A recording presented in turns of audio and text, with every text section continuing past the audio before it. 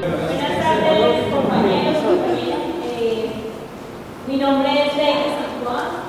Trabajo hace 8 años en la Escuela Nacional Sindical en el área de defensa de derechos. También soy dirigente sindical desde Centrado ONGs. Aquí tenemos la patronal. Este tema, digamos que hace muchísimo tiempo, quiero hacer una primera claridad. Hace muchísimo tiempo desde el sindicalismo se viene trabajando el tema de reparación colectiva, porque a veces creemos que ese es un tema que el gobierno nos puso, pero no, es un tema que desde hace mucho tiempo en el movimiento sindical, en los encuentros nacionales de víctimas que se han realizado, se ha ido, digamos, decantando la necesidad de exigir desde el movimiento sindical reparación como colectivo por la violencia que ha sufrido el sindicalismo en Colombia. Bueno, de esos antecedentes quisiera reseñarles, bueno, lo primero con la CUT, todos somos sindicatos de la CUT, ¿cierto?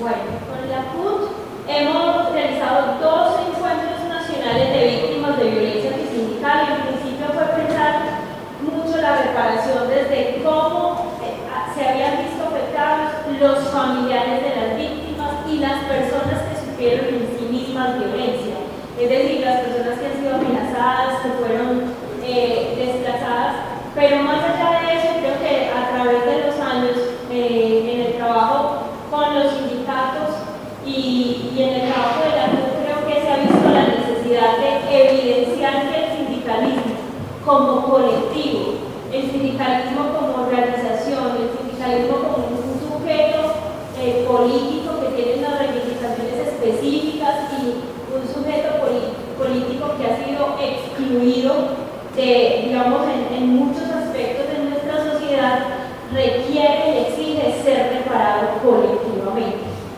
Entonces, esa primera claridad para señalarles esas 2 cosas. Lo primero, este tema no se lo puso la ley 1448 del sindicalismo.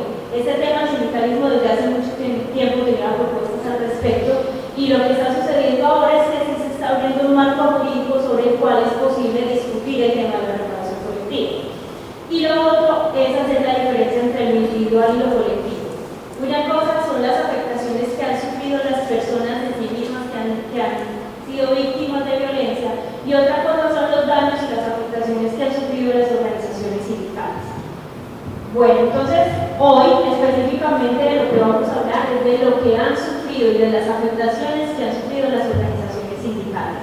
Más allá del tema individual, que también es un tema que ocupa a los sindicatos en el acompañamiento a las víctimas y demás, pero que específicamente en este momento, por ejemplo, la CUT y la última Junta Nacional que se realizó, priorizó 2 temas, el de formalización y la reparación colectiva. En tanto es un tema bastante fundamental porque se entiende, bien se los mencionaba Germán, como un asunto de derechos laborales, de libertades sindicales y de una posibilidad de fortalecimiento y de reconstrucción del sindicalismo. Bueno, entonces, sea lo primero, bueno, como les decía, sea lo primero es hablar del universo de víctimas. Bien sabemos nosotros más o menos que en lo individual tenemos cerca de 3.000 compañeros y compañeras asesinados, que tenemos cerca de 12.000 hechos de violaciones a la vida, a la libertad y a la integridad registrados, pero en términos de colectivo, de pensarse en las organizaciones que han sufrido violencia, en Colombia hay más o menos 550 sindicatos que han sido víctimas de por lo menos un hecho violatorio a la vida, a la libertad, a la integridad de alguno de sus miembros. Es decir, en Colombia hay 550 víctimas colectivas, 550 organizaciones sindicales a las que les ha tocado por lo menos una amenaza. Y 359 sindicatos que han visto morir asesinados por lo menos a uno de sus miembros. Entonces, en lo colectivo podríamos decir que hay esas 550 víctimas.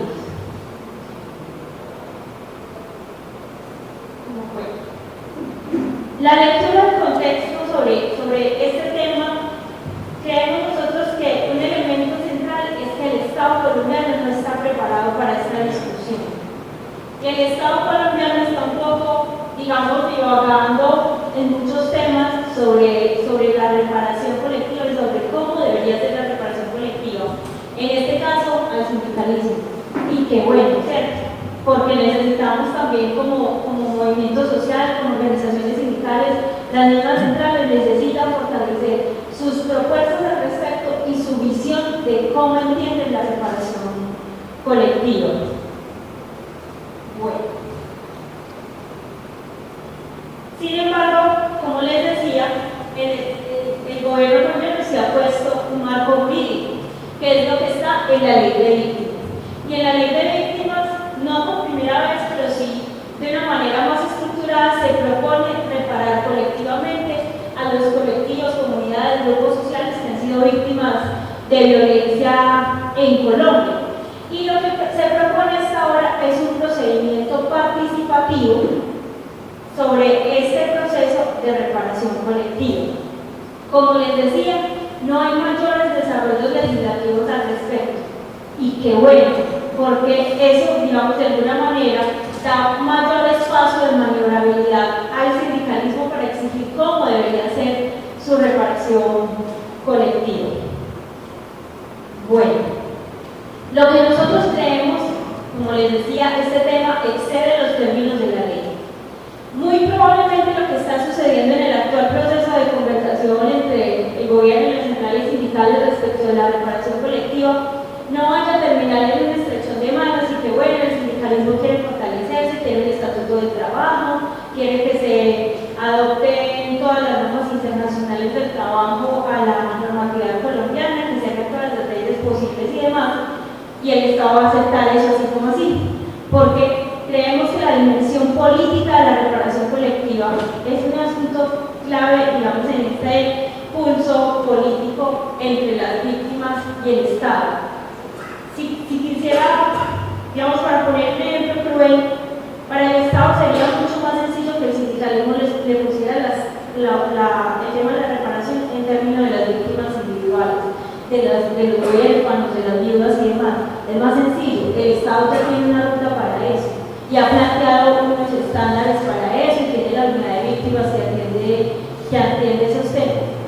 Si en Colombia hay 5 millones de desplazados, o sea, a cada familia se le diera posibilidad de acceder a la educación, a la salud como medidas de reparación, para el Estado sería muy bueno que está ahí fuera. Pero si los desplazados piden, un momentico, que es que nosotros no nos desplazaron porque sí, sino porque estábamos en una comunidad, estábamos reivindicando los derechos, tenemos derecho a la tierra. En Colombia la tierra está distribuida inequitativamente, los grupos armados desplazan a la gente, hay que desactivar los grupos armados, hay que desactivar el vínculo entre los grupos armados y la política. Eso es otra cosa distinta, ¿cierto? Y esas cosas son las que tienen que ver con lo colectivo. Por eso la reparación colectiva tiene digamos, un impacto político superior, no superior, digamos, un impacto político más significativo que lo que podría tener la reparación individual. 30.000 desaparecidos en Colombia, ¿quiénes eran esos 30.000 desaparecidos? Muy probablemente la reparación individual a lo que apunte es a que las personas, los familiares de quienes fueron desaparecidos tengan mejores condiciones de vida, como una forma de resarcir el daño. Pero esos desaparecidos, ¿quiénes eran? Entonces era un dirigente social. ¿Y qué se perdió cuando ese dirigente social se desapareció? ¿Cuál fue la pérdida? ¿Cuál ha sido la pérdida de que cientos de estudiantes en Colombia han sido desaparecidos y desaparecidas? Quiere decir que el movimiento estudiantil ha perdido fuerza, que se han perdido procesos de los estudiantes al interior de las universidades públicas, por ejemplo.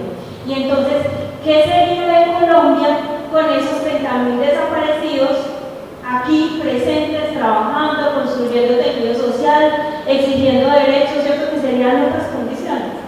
Lo mismo que sería el sindicalismo con esos 3.000 compañeros y compañeras que han asesinado. Otro cuento sería el sindicalismo muy probablemente.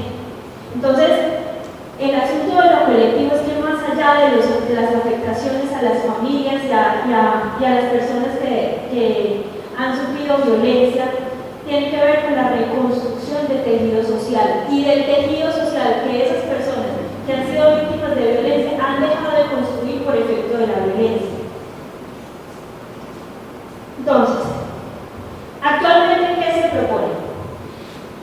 Lo que se propone es la ley 1448, que es una ley de más o menos 350 artículos, tiene solamente 2 artículos sobre la reparación colectiva.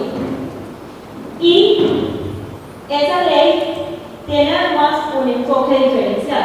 Es decir, como todas las leyes tienen unos principios. Se supone que uno de los principios de la ley de víctimas, la que se conoce como ley de víctimas, es el tema del enfoque diferencial. Es decir, poblaciones que históricamente han sido excluidas deben ser tratadas de manera diferencial. Y entre esas poblaciones que esta ley dice que tratará de manera diferencial está el sindicalismo. Y eso, digamos que ya pone el sindicalismo en una condición distinta respecto de otras poblaciones para reivindicar, digamos, los derechos de sus víctimas. Y lo otro es que hay 2 artículos que dicen más o menos, dicen lo siguiente. Está el 151, que dice que entre los 6 meses siguientes a la promulgación de la ley de la 1448, la unidad administrativa especial para la atención y reparación integral a las víctimas, que es la unidad que crea esta ley, tomando en consideración las recomendaciones de la Comisión Nacional de Reparación y Reconciliación, la que voy a hacer un paréntesis. Aquí la ley lo que está diciendo es que debe partir de lo que se hizo en la 975, la ley 975 de Justicia y Paz. Esa ley, una de las instituciones que creaba era la Comisión Nacional de Reparación y Reconciliación, con la que desde los movimientos sociales en general fuimos muy críticos, porque realmente era una comisión que recogía el espíritu de participación de las víctimas en todo ese tema de justicia y paz, fundamentalmente.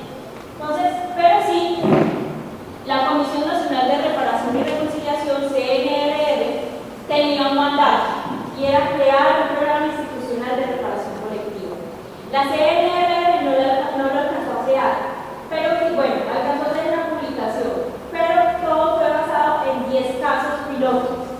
Esos 10 casos pilotos fueron 10 comunidades, grupos sociales y demás que la CNRR escogió, y entre los que no escogió ningún sindicato, pero sí escogió la Universidad de Córdoba. Y en la Universidad de Córdoba, una de las poblaciones afectadas fueron los sindicatos. Y allí sin Unicol, entonces se compró un poco esa pelea de la reparación colectiva. Porque en principio, más o menos, lo que la comisión proponía era que todo lo que había pasado en la Universidad de Córdoba, para todos es más o menos claro que ha pasado en la Universidad de Córdoba. Mancuso llega a la universidad, se toma la universidad, cambian las relaciones laborales por completo, se deja de aplicar la convención colectiva, se empiezan a reemplazar trabajadores oficiales por empleados públicos, llegan las bolsas de empleo a la universidad, adicionalmente, bueno, y todo eso a través de un proceso de violación de derechos humanos. Se persigue a los trabajadores, a los dirigentes sindicales, se persigue a los estudiantes al interior de la universidad, y entonces todas las cosas que había pasado en la Universidad de Córdoba, prácticamente la universidad se le entregó al paramilitarismo. Lo que se iba a reparar con que se iba a hacer un centro de documentación en derechos humanos y un programa de atención psicosocial.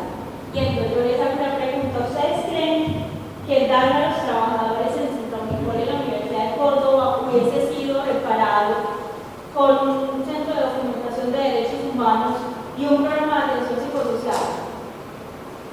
Seguramente no, ¿cierto que no? ¿O sí? Porque sí, pues la discusión es muy sencilla, ¿cierto? Entonces lo que Sintonicol hizo fue comprarse esa pelea y decir: un momentito, que es que aquí cuando llegó el paramilitarismo cambiaron las relaciones laborales, y si se persiguió a los trabajadores fue porque se buscaba implementar otra forma de relacionarse con los trabajadores. Se sacó a los trabajadores de espacios donde participaban en la toma de decisiones. Había varias comisiones en las que el sindicato tenía representación y participaba. Resulta que de todo eso lo sacaron, se dejó de aplicar la convención colectiva porque sí, y además ya quién la iba a reclamar teniendo en cuenta quiénes eran los que estaban, digamos, con el poder en las manos al interior de la universidad. Sobre eso tenemos una crónica que tal vez Germán les pueda compartir. Germán las tiene. Se llama... Ajá,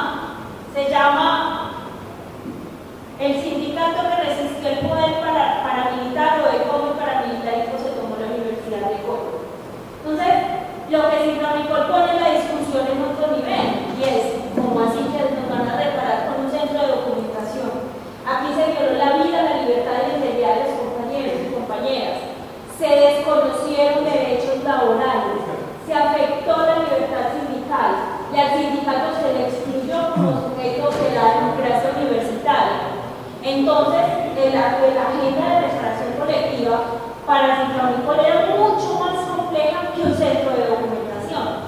Y ahí empezó toda una discusión y el programa institucional de reparación colectiva que trajo la CNRR, que en principio, como les conté, no incluía ningún sindicato, terminó siendo un documento de 100 páginas, de las que 25 más o menos son sobre reparación colectiva al movimiento sindical. Discusión que les tuvo Citramicol.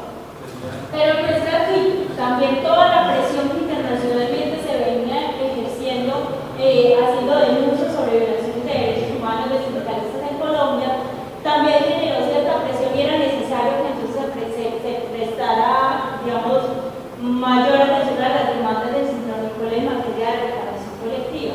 Y eso es lo que hay allí, en ese programa. Y lo que se supone que esta ley debería retomar, es decir, en principio, las medidas de reparación colectiva no pueden estar por debajo de lo que de alguna manera exigió Citramicol a través de este programa piloto de reparación colectiva. Y entonces, la ley lo que dice es eso: se debe reglamentar, se debe tener en cuenta las consideraciones y recomendaciones de esa comisión, y además debe implementar un programa de reparación colectiva que tenga en cuenta cualquiera de los siguientes eventos. Y entonces dice: el daño ocasionado por la violación de derechos colectivos, seguramente los sindicatos, el sindicalismo, las centrales sindicales y las federaciones caben ahí, ¿cierto? La violación grave y manifiesta de los derechos individuales de los miembros de los colectivos, es decir, si a un sindicato se le persigue, se le asesina, se le desplaza a su presidente, independientemente de por qué. Y aquí quiero hacer un paréntesis. Compañeros, compañeras, a veces yo creo que nos enredamos en la discusión sobre todo este tema cuando se hacen denuncias de violaciones a los derechos humanos de los sindicalistas. Nos enredamos cuando nos dicen: ah, sí, pero es que eso fue por robarlo, eso fue un asunto pasional y demás. Ese no es el problema. Independientemente de que toco madera, a Pedraza hoy le pase algo al presidente de la CUT, independientemente de que le pase algo porque tenía un amante, porque lo iban a robar y demás, con toda seguridad que hay procesos sindicales que se rompen, con toda seguridad que el terror empieza a ser parte de la cotidianidad de los sindicatos filiales de la central, porque bueno, han ocurrido 3.000 asesinatos, ¿cierto? Y eso ya genera unas condiciones, la violencia termina siendo conductante además, y hay un impacto colectivo que no necesariamente se conecta con los móviles. Entonces, si a una organización sindical se le asesinó un activista, un presidente, un miembro de su junta, una persona que tenía en su cargo procesos sociales, hay un impacto colectivo que debe ser reparado. Y lo otro es el impacto colectivo de la violación de derechos, el impacto colectivo de la violación de derechos individuales.